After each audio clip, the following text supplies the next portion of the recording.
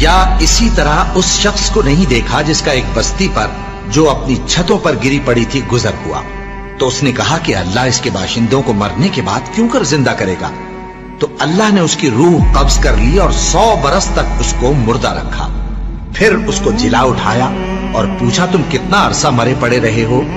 اس نے جواب دیا کہ 1 دن یا اس سے بھی کم۔ اللہ نے فرمایا نہیں بلکہ 100 برس مرے رہے ہو، اور اپنے کھانے پینے کی چیزوں کو دیکھو کہ اتنی مدت میں مطلق سڑی بسی نہیں، اور اپنے گدھے کو بھی دیکھو جو مرا پڑا ہے۔ غرض ان باتوں سے یہ ہے کہ ہم تم کو لوگوں کے لیے اپنی قدرت کی نشانی بنائیں، اور ہاں گدھے کی ہڈیوں کو دیکھو کہ ہم ان کو کس طرح جوڑے دیتے اور ان پر کس طرح گوشت پوست چڑھائے دیتے ہیں۔ جب یہ واقعات اس کے مشاہدے میں آئے تو بول اٹھا کہ میں یقین کرتا ہوں کہ اللہ ہر چیز پر قادر ہے۔ اور جب ابراہیم نے اللہ سے عرض کیا کہ اے پروردگار مجھے دکھا کہ تو مردوں کو کیوں کر زندہ کرے گا، اللہ نے فرمایا کیا تم نے اس بات کا یقین نہیں کیا؟ انہوں نے کہا کیوں نہیں، لیکن میں دیکھنا اس لیے چاہتا ہوں کہ میرا دل اطمینان کامل حاصل کر لے۔ فرمایا کہ 4 پرندے لے لو، پھر ان کو اپنے سے ہلا لو اور ان کے ٹکڑے ٹکڑے کر دو، پھر ان کا ایک ایک ٹکڑا ہر ایک پہاڑ پر رکھ دو، پھر ان کو بلاؤ تو وہ تمہارے پاس دوڑتے چلے آئیں گے، اور جان رکھو کہ اللہ غالب ہے، صاحب حکمت ہے۔ تو حضرت عزیر بھی اللہ کے نبی تھے۔ معلوم ایسا ہوتا ہے کہ جب یہ بیت المقدس مسمار کیا گیا ہے اور ہیکل سلیمانی مسمار کیا، یہ کہیں باہر تھے، چنانچہ اس تباہی سے یہ خود تو بچ گئے، لیکن جب واپس آئے تو جو منظر انہوں نے دیکھا کہ پورا یروشلم ویران، تباہ برباد، ساری عمارتیں گری ہوئی اور کوئی ایک متنفس زندہ نہیں، تو ان پر ایک شدید مایوسی کی کیفیت طاری ہوئی۔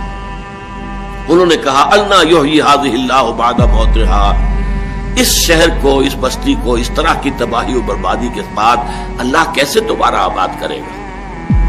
اس پر اللہ نے انہیں 100 سال کے لیے ان پر موت وارد کر دی، پھر انہیں اٹھایا۔ فاباتہ اللہ 100 عام، تو اللہ تعالیٰ نے ان پر موت وارد کر دی 100 برس کے لیے، ثم بعث، پھر انہیں اٹھایا، زندہ کر دیا۔ قال کم لبثت، پوچھا اللہ نے کتنے عرصے رہے؟ قال لبثت یوما و بعض یوم، عرض کیا کہ بس 1 دن یا 1 دن کا کچھ حصہ۔ قال بل لبثت 100 عام، اللہ نے فرمایا نہیں عزیر، تم یہاں 100 برس رہے ہو۔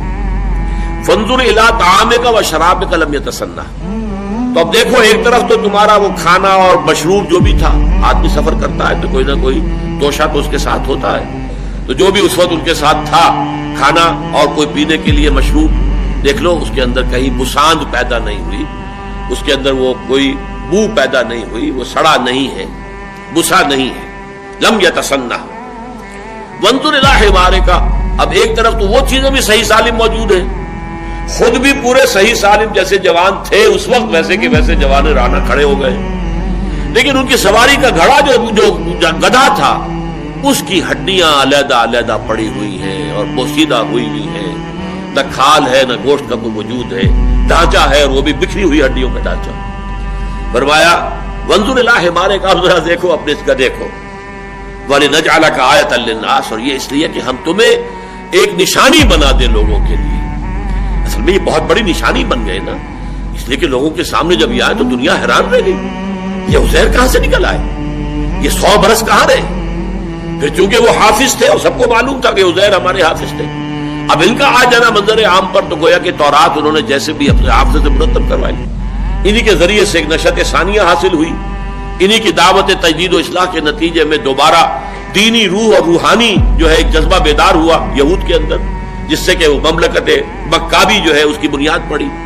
یہی وجہ ہے کہ یہود کا ایک طبقہ ان کو اللہ کا بیٹا کہتا رہا، یہ جو قرآن میں آتا ہے قالت الیہود عزیر ابن اللہ وقالت النصارى المسیح ابن اللہ، تو یہ عقیدہ ان کے سارے یہودیوں کا نہیں ہے، لیکن یہود کا ایک طبقہ ان کو بھی ان کی اسی عظمت کی وجہ سے کہ ان کی نشأت ثانیہ دوبارہ دنیا میں عزت اور ثروت اور اپنی جو دنیا میں اقتدار انہیں حاصل ہوا ہے، سلطنت اور سطوت، تو وہ ان کے ذریعے سے ہوا، اس لیے وہ خدا کا بیٹا۔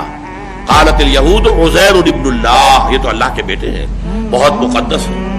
تو اب دیکھو اے عزیر، وانظر الی حمارک، اپنے گدھے کو، وَلِنَجْعَلَكَ آیَةً لِلنَّاسِ، اور یہ تو اس لیے سب ہم نے کیا کہ تمہیں دنیا والوں کے لیے لوگوں کے لیے ایک نشانی بنا دے. وانظر الی العظام کیف ننشزها، اب دیکھو تمہاری نگاہوں کے سامنے ذرا ہڈیوں کو کیسے ہم انہیں اٹھاتے ہیں. یعنی وہ ہڈیاں اٹھ کر جڑ کر اور ایک ڈھانچہ پہلے بن گیا، جیسے کہ کسی بھی جانور کا ڈھانچہ جو ہے کھڑا ہوا آپ کے سامنے. جو بایولوجی کے میوزیمز ہوتے ہیں، زیولوجی کے، وہاں کھڑے ہوتے ہیں ڈھانچے. ڈینوسور کا ڈھانچہ کھڑا ہے اور یہ شیر کا ڈھانچہ کھڑا ہے. وہ ڈھانچہ ہو گیا. کیف ننشزها، کیسے ہم اسے اٹھاتے ہیں، ابھارتے ہیں. ثم نکسوها لحما، اور پھر دیکھو کیسے اس کے اوپر ہم گوشت چڑھاتے ہیں. پٹھے وجود میں آ گئے. فلما تبین له، جب یہ سب کچھ ان پر عیاں ہو گیا، واضح ہو گیا ان کے نگاہوں کے سامنے، یہ خرق عادت، یہ چیزیں کہ جو مخفی ہوتی ہیں انسانوں کی نگاہ سے، یہ تو عالم غیب کی باتیں ہیں، یہ انسانوں کو نہیں دکھائی جاتی، لیکن انہیں اس کا مشاہدہ کرا دیا گیا. فلما تبین له قال، تب انہوں نے کہا اعلم ان اللہ علی کل شیء قدیر، اب مجھے پورا یقین حاصل ہو گیا ہے کہ اللہ ہر شے پر قادر ہے. یعنی جب اللہ قادر ہے، مجھے 100 سال زندہ مار کر اس نے زندہ کر دیا، میری نگاہوں کے سامنے بوسیدہ جو ہڈیاں تھیں منتشر پھیلی ہوئی، انہیں جوڑ کر ایک اس کی ہیولے کی ڈھانچے کی شکل دی، اس کے اوپر گوشت بھی چڑھا دیا، کھال بھی آ گئی، زندہ چلتا پھرتا گدھا میری نگاہوں کے سامنے آ گیا. تو اللہ کی قدرت سے کوئی بعید نہیں ہے. یقیناً یہ بستی بھی دوبارہ آباد ہو سکتی ہے. اور یاد کرو جب کہ کہا تھا ابراہیم نے، رب ارنی کیف تحیی الموتى، پروردگار ذرا مجھے دکھا دے تو کیسے تو مردوں کو زندہ کرے گا.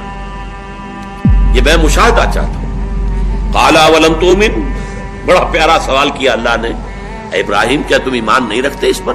قال بلا، عرض کیا کیوں نہیں، ایمان تو میرا ہے، تصدیق میں کرتا ہوں، مانتا ہوں تو ہر چیز پر قادر ہے، تو مردوں کو زندہ کر دے گا. ولکن لیطمئن قلبی، لیکن ذرا میں چاہتا ہوں کہ میرا دل پوری طرح ٹھک جائے. اطمینان اسے کہتے ہیں کہ سکون کی کیفیت ہو اور اس میں کوئی اتار چڑھاؤ نہ رہے. تو میں نہیں چاہتا کہ میرے دل میں کہیں وسوسے بھی آئیں اور اس طرح کی کیفیت ہو، پوری طرح میرا دل ٹھک جائے، جم جائے اس بات پر اور مجھے یقین کامل حاصل ہو جائے. ولکن لیطمئن قلبی، میں یہ چاہتا ہوں کہ مجھے مشاہدہ اگر ہو جائے تو پھر میرا دل بالکل مطمئن ہو جائے. قال فخذ اربعۃ من الطیر، اللہ نے فرمایا اچھا 4 پرندے لے لو. بعض روایات میں آتا ہے کہ یہ مور اور مرغ اور ایک کوا اور ایک کبوتر. خذ اربعۃ من الطیر، ہو سکتا ہے یہ تالمود کی روایت ہو. ہمارے ہاں کیونکہ تفسیری روایات میں تالمودی روایات جو ہیں وہ کافی کثرت کے ساتھ آئی ہیں، چنانچہ اس میں غالباً یہ 4 پرندوں کے نام بھی آئے ہیں. قال فخذ اربعۃ من الطیر، پرندوں میں سے 4 کو لے لو. فصرهن الیک، انہیں اپنے ساتھ ہلا لو. یعنی جب جانور آپ کے ساتھ ہل جائیں تو آپ کی سیٹی پر، آپ کے بلانے پر دوڑتے ہوئے آتے ہیں. یہ پیٹس جو ہوتے ہیں، جو معاملہ ان کا ہوتا ہے، پالتو جانور، تو ان 4 پرندوں کو اپنے ساتھ خوب سدھا لو، ہلا لو.